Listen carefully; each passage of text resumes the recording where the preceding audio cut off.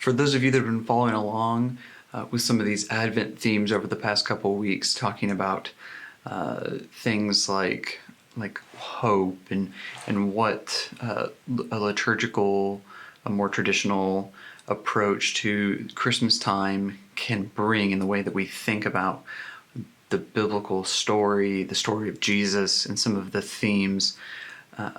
The third week, this week of Advent, one of the more traditional themes is joy. Words translated from a few different words in Hebrew and Greek, but is used in different ways. So in the Old Testament, the word joy is used a lot when the people of Israel, whether they are in the wilderness or they are in exile, talking about the joy that they have. Obviously, because of the circumstances that they're in, that joy doesn't come from anything that revolves around their circumstances. It doesn't revolve around the positive things that are going on, but rather on God and their trust in Him, what He will do, what they know Him to be good and faithful, and so their joy comes from Him. You move forward there.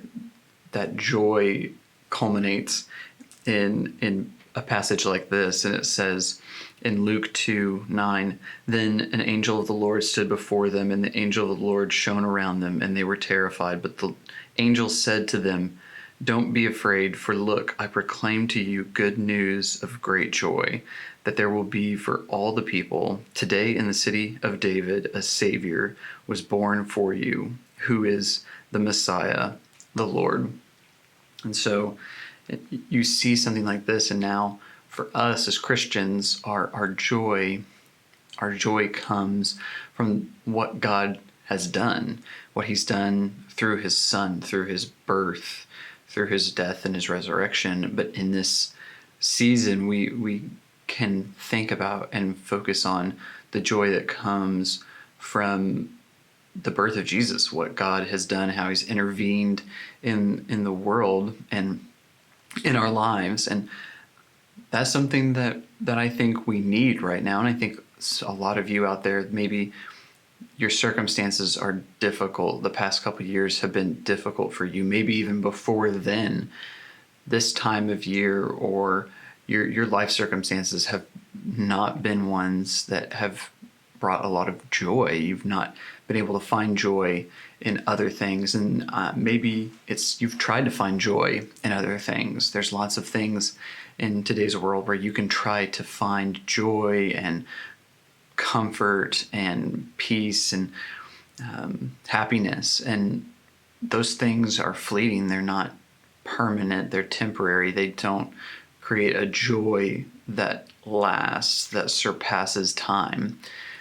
So maybe during this season, you need to think of what are the ways that I've tried to find joy that's just brought more emptiness, more of a feeling of loss and pain, and what can I do to try and find joy in what God is doing, what He's done, in not just my own personal life, but in the world and human history, and how can I rest on that?